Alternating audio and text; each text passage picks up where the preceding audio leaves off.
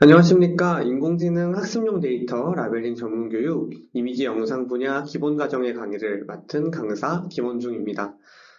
첫 번째 기본 강의가 완료가 됐고, 이제 두 번째 본격적인 프로젝트 탐구부터 시작이 되는데요.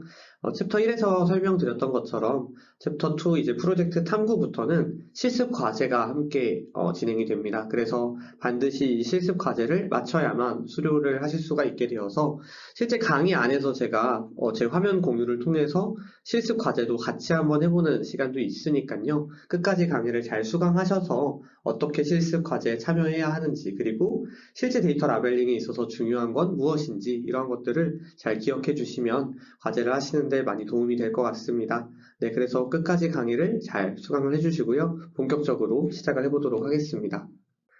학습 목표 같이 한번 보겠습니다. 저희 학습 목표는 실제 프로젝트 탐구를 통해 라벨링 기준을 학습하는 방법을 알아보는 것입니다. 그래서 실제로 진행을 했던 라벨링 프로젝트를 같이 볼 거고요. 마찬가지로 실제 활용됐던 가이드라인을 같이 보면서 어떻게 이 가이드라인을 학습해야 되는지, 그러한 방법들을 좀 공유를 드릴 거고요. 그 다음 라벨링 사례를 통해 실제로 데이터 라벨링에 참여했을 때 발생할 수 있는 다양한 상황들을 제가 소개를 드릴 거예요. 그래서 이러한 상황에서는 이렇게 대처해야 하고, 이러한 상황은 이런 것들을 좀 유의해야 한다. 이런 식으로 실제 데이터 라벨링을 함께 해보면서 발생할 수 있는 애로사항들을 같이 한번 고민해보는 시간도 가지도록 하겠습니다. 그래서 학습 목표 그렇게 한번 설명을 드렸고요. 목차 보시면 이제 프로젝트 탐구 첫 번째 CCTV 객체 추적 프로젝트입니다.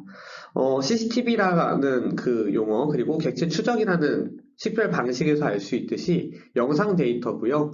그 다음 영상에서 추출한 프레임 이미지를 바운딩 박스로 가공하는 프로젝트입니다.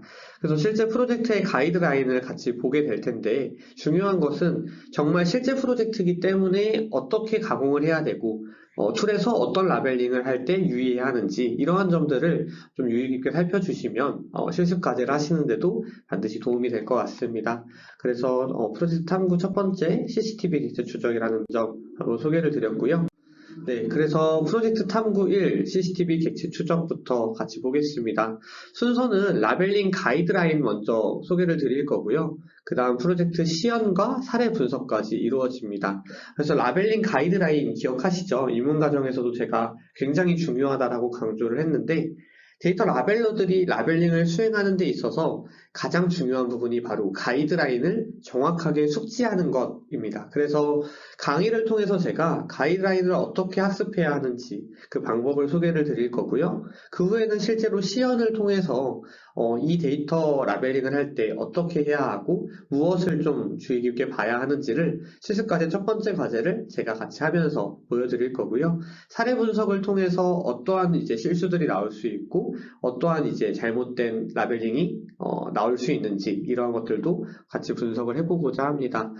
그리고 아래 주의사항 보시면 이 주의사항은 프로젝트 탐구 1, 2, 3 다 동일하게 적용되는데요. 실제 이 프로젝트가 20년도 인공지능 학습용 데이터 구축 사업의 과제로 진행되었던 프로젝트입니다. 그렇기 때문에 실제 라벨링 가이드라인을 활용하지만 교육에서만 사용하기 때문에 절대적인 기준이라고 생각하실 수는 없습니다. 무슨 의미냐면 CCTV 객체 추적 라벨링 가이드라인이 모든 CCTV 데이터 라벨링에 동일하게 적용되는 개념이 아니라요. 본 교육 과정에서만 저희끼리 약속하는 하나의 가이드라인이고요. 이거는 이제 교육 과정이 아니더라도 모든 프로젝트마다 가이드라인은 다 다릅니다. 그렇기 때문에 지금 여기서 배우셨던 어떤 가이드라인이 나중에 CCTV 데이터 라벨링을 할 때 반드시 적용되는 그런 기준은 아니라는 것도 좀 기억을 해주시면 좋을 것 같습니다. 그래서 그 주의사항까지 같이 한번 살펴보았고요. 네, 본격적인 라벨링 가이드라인을 이제 하나씩 살펴보도록 하겠습니다. 제일 먼저 나와 있는 건 라벨링 주의사항이 나와 있는데요. CCTV 데이터 하면 좀 저희가 유추해야 되는 정보가 하나 있죠. 바로 개인정보입니다. 개인정보는 제가 입문 과정에서도 반드시 중요하다라고 이제 한번 언급을 했었는데, 개인정보가 포함된 데이터는 반드시 비식별화가 필요합니다. 이 비식별화는 그 개인정보에 해당하는 부분을 모자이크 처리한다거나 블러 처리함으로써 이제 더 이상 개인정보가 이제 개인을 식별할 수 있는 정보로서의 가치를 잃어버리도록, 그래서 유출이 되어도 문제가 일어나지 않을 수 있도록 그런 이제 과정을 비식별화 처리라고 저희가 이야기하는데요. 그래서 반드시 비식별화가 되어 있는 데이터여야 합니다. 그래서 만약에 실제로 데이터 작업에 참여해서 데이터를 받았을 때 개인정보가 비식별화가 되어 있지 않다라고 한다면 이 데이터 작업을 보류하고 비식별화를 요청해서 다시 이제 비식별화가 끝난 후에 작업을 이어서 하는 그러한 프로세스가 반드시 필요하고요. 다만 이제 개인정보를 비식별화하지 않아야 하는 경우도 있습니다. 뭐 예를 들어서 이 사람의 얼굴을 보고 감정을 분석하는 그런 데이터 라벨링의 경우에는 당연히 그 얼굴을 모자이크 처리하면 안 되겠죠. 그래서 그런 데이터 라벨링에 참여하실 때는 별도로 개인정보 보호에 대한 어떤 유지 계약이나 이런 문서를 작성하시게 되는 경우도 있습니다. 그래서 지금 여기서 이제 말씀드리는 건 그러한 경우가 아닌 개인정보가 비식별화 되어 있는 걸로 서로 약속된 데이터 프로젝트에서는 비식별화가 되어 있는지를 꼼꼼히 확인해야 한다라는 점, 그게 이제 주의사항으로 안내가 되고 있는 거고요. 그 다음에 이제 라벨링 데이터 및 대상에 대한 이야기가 나오는데, 실제로 데이터 라벨링에 참여하실 때 가장 먼저 확인하셔야 되는 게 바로 라벨링 데이터와 라벨링 대상입니다. 라벨링 데이터라 함은 이 데이터가 어떤 데이터인지에 대한 이야기겠죠. 그래서 지금 CCTV 객체 추적 프로젝트에서 저희가 라벨링하는 데이터는 공공 CCTV로 촬영된 실제 영상 이미지입니다. 그래서 아래 보시면 실제로 대전역에서 촬영된, 지하철역에서 촬영된 CCTV 데이터고요. 라벨링 대상은 그 CCTV에 노출된 실제 행인, 사람과 그 소지품들입니다. 배우를 섭외해서 촬영을 했을 수도 있고요. 실제 이제 행인일 수도 있겠지만 중요한 것은 개인정보가 비식별화되어 있는지, 그리고 라벨링 대상이 실제 사람뿐만 아니라 그 사람이 소지하고 있는 소지품까지도 라벨링 대상이다. 그래서 아래 보시면 이제 어린 아이가 끌고 있는 자전거도 라벨링 대상이 된다는 점, 그 두 가지를 좀 기억을 해주시면 좋을 것 같습니다. 그래서 라벨링 데이터 및 대상 한번 확인해 보았고요. 라벨링 활용 방안 이제 나오는데요. 이 데이터 라벨링을 통해서 어떤 이제 AI 기술 개발에 사용될 것인지에 대한 내용입니다.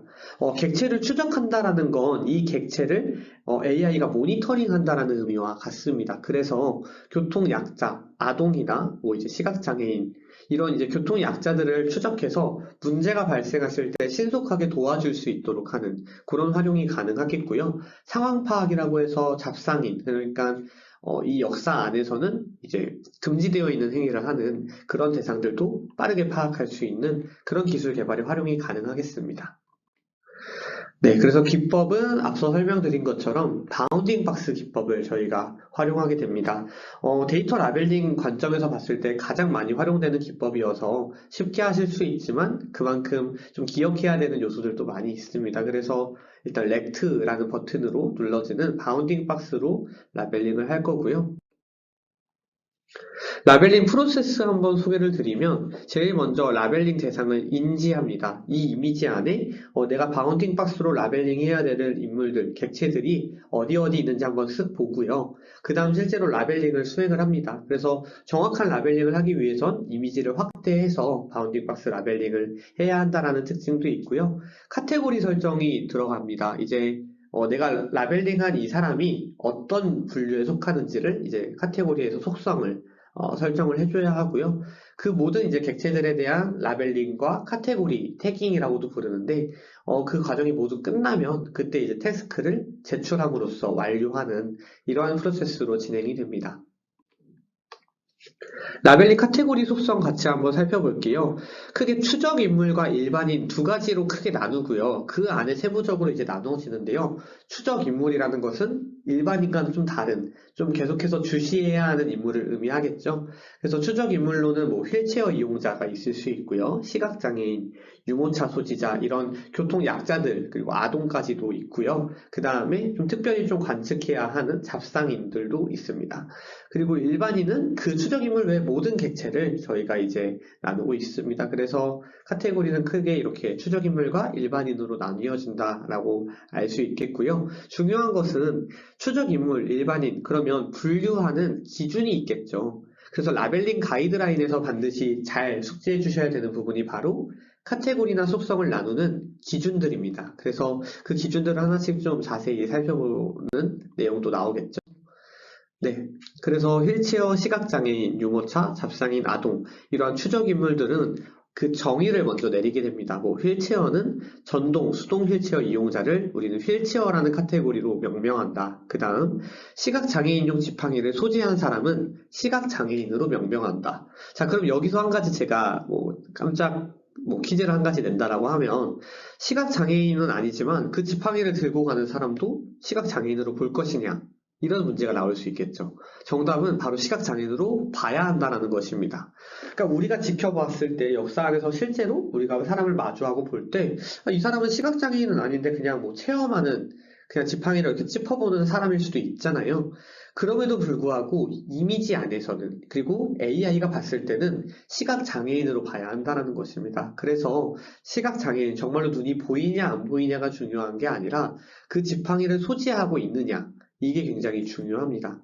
마찬가지로 유모차 잡상인 아동도 그 사람들이 실제로 그냥 우리가 봤을 때 어떤 특성적인 그리고 이미지가 아니라 실제로 사람 대 사람으로 마주했을 때의 특성이 아니라 이미지 안에서 이 추적 인물을 분류해야 하기 때문에 이런 기준들은 실제로 육안으로 보이는 어떤 기준을 토대로 합니다. 그래서 유모차를 끌고 가는 사람 혹은 핸드카드 등의 끌 것을 소지한 사람 내게 아니더라도 주변에 있는 걸 잠깐 이렇게 끌었다라고 하면 그 순간의 이미지 안에서는 그 사람이 잡상인이 되는 것입니다. 이해되시나요? 예를 들어서 안전요원이 잡상인을 데리고 나오는 장면이 촬영이 됐어요. 그럼 잡상인이 아니라 안전요원이 이 잡상인의 핸드카트를 끌고 있겠죠. 그럴 경우에는 이 사람이 잡상인으로 분류가 돼야 된다는 것입니다. 조금 어려우실 수 있는데 뒤에 자세한 이미지들과 함께 한번 살펴보도록 할게요. 그래서 카테고리 명명과 정의가 이렇게 됐다라는 거, 이 내용을 살펴보시면 될 것 같고요.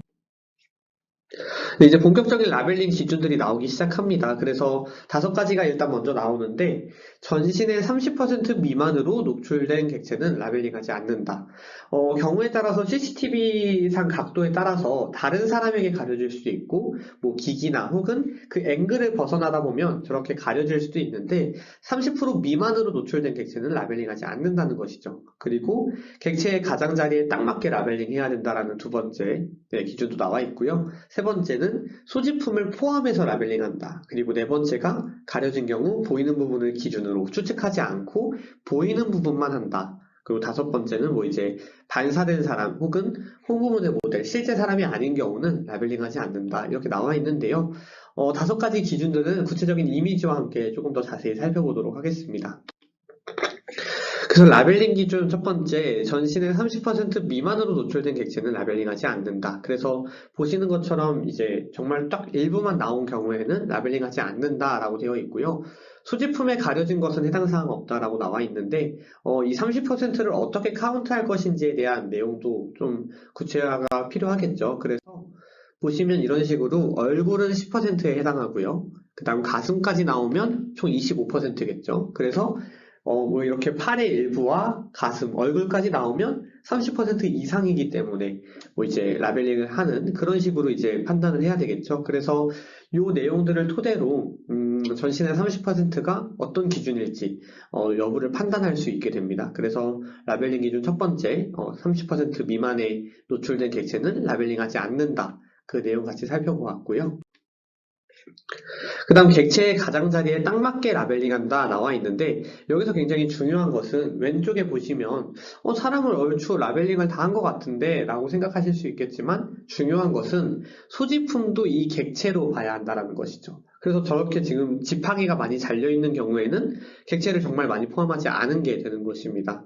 반대로 이제 지팡이까지 포함을 했는데 여백도 들어가고 뒤에 있는 다른 사람 일부까지도 들어와 버리는 이런 경우에도 마찬가지로 부적합한 라벨링이 되겠습니다. 그래서 반드시 객체의 가장자리에 딱 맞게 라벨링이 필요합니다. 그래서 보시면 지금 오차범위라는 설명도 나와 있는데요. 플러스 마이너스 2픽셀이라는 좀 오차범위가 있습니다. 하지만 사람이 육안으로 2픽셀이 얼마인지를 알 수는 없기 때문에 최대한 좀 딱 맞게 해주시면 가장 좋고요. 그래서 가장자리를 딱 맞게 라벨링 한다라는 두 번째 기준 이미지와 함께 살펴보았습니다. 그 다음 이제 세 번째는 객체의 소지품을 포함해야 된다라는 거. 좀 전에 이제 시각장애인 지팡이 또 제가 한번 언급을 했는데요.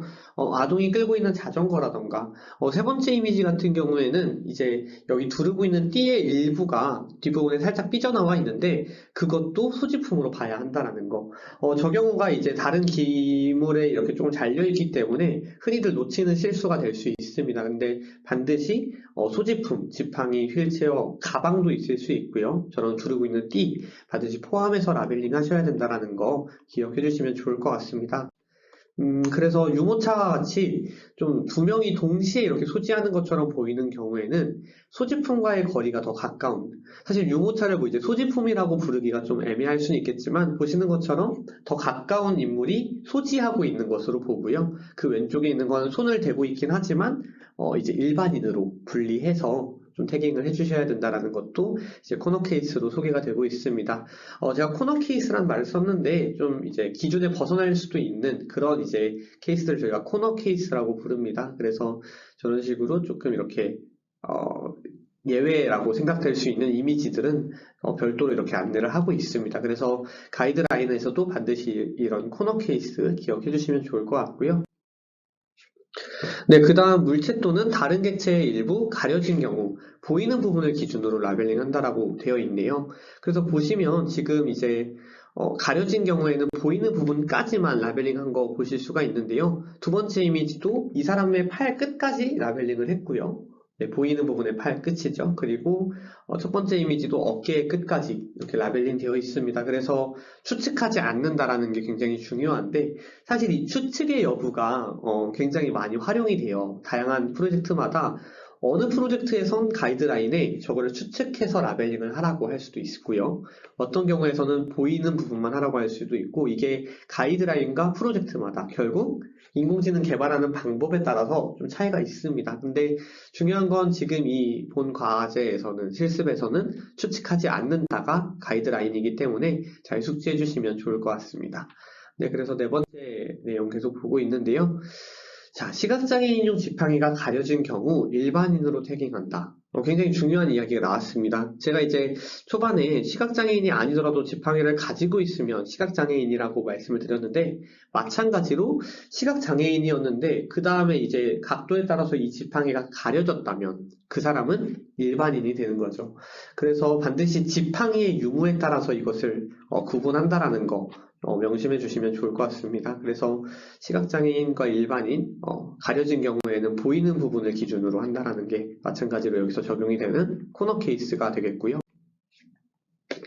그 다음 이제 다섯 번째 마지막 이제 라벨링 기준인데요. 거울 유리에 반사된 사람 혹은 홍보물의 모델은 라벨링 대상이 아니라는 거. 아래 보시면 이제 포스터에 있는 사람 이제 라벨링 대상 아니라는 거 나오고 있죠.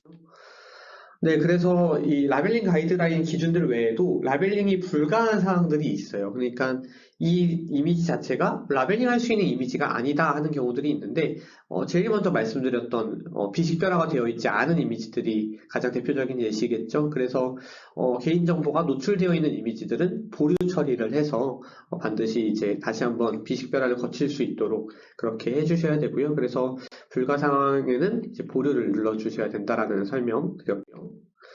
네, 그래서 이제 프로젝트 시연으로 실제 넘어갈 텐데요. 실제로 제 화면을 같이 보시면서 내용을 들어주시면 더 많이 쉽게 이해가 될 것 같습니다. 그래서 제 화면 같이 공유해서 프로젝트 시연을 할 텐데요. 주의해 주셔야 되는 건 실제 실습 과제 태스크를 같이 한번 해볼 건데 모든 태스크를 다 하는 것은 아니기 때문에 첫 번째 태스크 저와 같이 하시면서 좀 기억하셔야 되는 내용들은 잘 명심해 주시면 좋을 것 같습니다. 네, 그러면 본격적으로 저희 화면을 보시면서 진행을 할 텐데요. 네. 그래서 지금 화면 보시면 제일 먼저는 이제 링크에듀 사이트 먼저 소개를 드려야 되겠죠. 보시면 이 이제 강의를 들으시는 이 사이트에서 아래쪽에 가셨을 때 실습 바로가기 배너가 있습니다. 그래서 초반에 말씀드렸던 것처럼 이제 데이터 메이커를 검색해서 들어오시는 방법이 아니라 여기 배너를 이렇게 클릭하시면 이렇게 바로 로그인이 되어 있으신 상태로 들어오시게 됩니다. 네, 그래서 이게 굉장히 중요합니다. 그래서 로그인을 별도로 하시거나 회원가입을 하시는 게 아니라 바로 여기 이 배너를 클릭하셔서 들어오셔야 된다는 거. 그래서 들어오시면 바로 이렇게 튜토리얼 창이 나오게 되는데요. 보시면 이 튜토리얼 창에서도 그 프로젝트 목록들이 쭉 나오게 됩니다. 이 프로젝트들 중에는 입문 시연용 프로젝트도 있고요. 심화 과정 프로젝트도 있는데요. 지금 이제 저희가 그 객체 추정 프로젝트를 해야 하기 때문에 바로 여기 이 프로젝트를 잘 클릭해 주시면 되겠습니다. 클릭하시면 이렇게 팝업 창이 나옵니다. 그래서 팝업 창에는 지금 이제 강의를 녹화하는 지금 시간 기준에 팝업이 나와 있는데 여기 있는 내용이 실제 이 교육 사업이 운영됨에 있어서 중요한 안내 사항들을 기록하고 있기 때문에요. 보시면 뭐 이제 실습과제 통과 기준도 한번 변경이 되었고요. 그 다음에 이런 식으로 중요한 내용들 쭉 나와 있습니다. 그래서 여기 있는 공지사항을 반드시 꼼꼼하게 읽어주신 후에 실습에 참여해 주시는 게 중요하겠습니다. 그리고 프로젝트 진행하기 누르면 이렇게 작업 시작하기, 가이드 보기, 문의하기 세 가지 버튼이 나와 있죠. 그래서 가이드 보기를 누르면 여기 실제로 지금 이 교환을 통해서 안내드렸던 가이드라인들 볼 수가 있고요. 문의하기에서 이렇게 어떤 문의인지를 제안할 수도 있고요. 질문을 할 수도 있고요. 그래서 이렇게 문의를 남겨주시면 담당자들이 빠르게 확인해서 답변을 드리고 있습니다. 네, 그래서 작업 시작하기 누르고 들어가면 실제로 이렇게 실습 과제 하나가 나올 거예요. 이미지가 한 가지 나온 걸 볼 수가 있고요. 보시면 이제 플러스 마이너스 버튼을 눌러서 축소 확대를 하실 수가 있고요. 숄컷에 있는 다양한 단축키들은 다 확인이 가능하시고 이제 첫 번째 기본 챕터 1 강의에서 다루었던 모든 단축키들이 다 여기서 활용이 됩니다. 뭐 이제 화살표 꺽쇠를 눌러서 밝기 조절을 할 수도 있고요. 그 다음에 이 십자선도 이제 그 모양을 바꾼다거나 사라지게 할 수도 있고요. 네, 그래서 지금 제일 먼저 일단 바운딩 박스 가공을 해야 하기 때문에 제일 먼저 중요한 건 라벨링 대상들을 확인을 해야 되겠죠. 보면 하나, 둘, 셋, 넷, 다섯, 여섯, 일곱, 여덟, 아홉, 열, 열하나 총 11분의 객체가 이제 포함된 이미지라는 걸 볼 수가 있고요. 그 다음에 실제로 이제 확대해서 작업을 한다라고 했을 때 보이는 부분을 라벨링 하는 것이기 때문에 이렇게 라벨링을 하고 딱 여백 없이 잘 맞춰주셔야 됩니다. 보시면 다리 끝이 이렇게 삐져나오면 안 되기 때문에 이렇게 라벨링을 해주셔야 되고요. 라벨링을 한 다음에는 여기 이제 뭐 잡상인이나 교통약자는 아니기 때문에 일반인으로 태깅을 해주시면 되겠습니다. 여기서 굉장히 중요한 기능 한 가지 보여드릴 건데 제가 지금 하나 이렇게 라벨링을 한 후에 제출을 누르면요. 이런 식으로 안내가 나옵니다. 보면은 이제 11명 중에 제가 한 개만 했기 때문에 미태깅 이렇게 10개가 나와 있죠. 실제로 이 알림창을 통해서 지금 내가 이 실습을 제대로 하고 있는지를 파악하시는 게 굉장히 중요합니다. 예를 들어서 제가 이렇게 라벨링을 대충 하고 이 사람을 뭐 일반인이라고 태깅만 하고 제출을 하면 낮은 정확도라고 이렇게 나와죠. 그래서 실제로 이제 제대로 라벨링을 했다면 이게 자동으로 통과가 되는지 여부가 결정이 되는 것인데 제가 조금 확대해서 작업을 꼼꼼하게 하고 네, 끝에 이렇게 잘린 것도 이 이미지의 끝까지 잘 내려주셔야 되고요. 보시면 신발의 끝도 잘 포함이 돼야 되기 때문에 이렇게 한 다음에 지금 보시면 원래는 정확도 불량이라고 이렇게 테두리가 생기면서 안내가 떴던 것이 다시 한번 제출하면 사라지죠. 네. 그리고 보시면 낮은 정확도 1도 사라진 거 보실 수가 있습니다. 그래서 이 알림창을 토대로 제가 작업을 잘 하고 있는지를 계속 꼼꼼하게 확인을 하시면서 하면 실습에 전혀 이제 어려움은 없으실 거예요. 그리고 예를 들어서 내가 이거를 일반인인데 뭐 잡상인이라고 잘못 태깅을 한 경우에도 오태깅, 잘못 태깅했다라는 뜻으로 이렇게 알림이 나오고요. 테두리가 이렇게 생깁니다.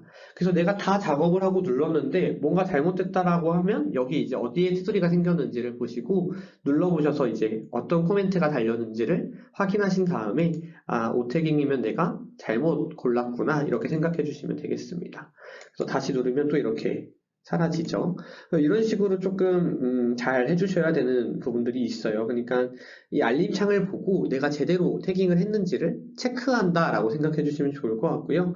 실제로 여기 있는 모든 인물들을 한 다음에 제출을 누르면 다음 이미지로 넘어가지겠죠. 그래서 반드시 제가 이제 실수 과제이기 때문에 전체를 다 직접 정답을 보여드리진 않겠지만 보여드렸던 것처럼 알림창을 토대로 잘 기억을 해주시면 좋을 것 같습니다. 네, 그래서 이렇게 이루어진다라는 거 한번 설명을 드렸고요. 그래서 시연은 이 정도로 마치도록 하고요.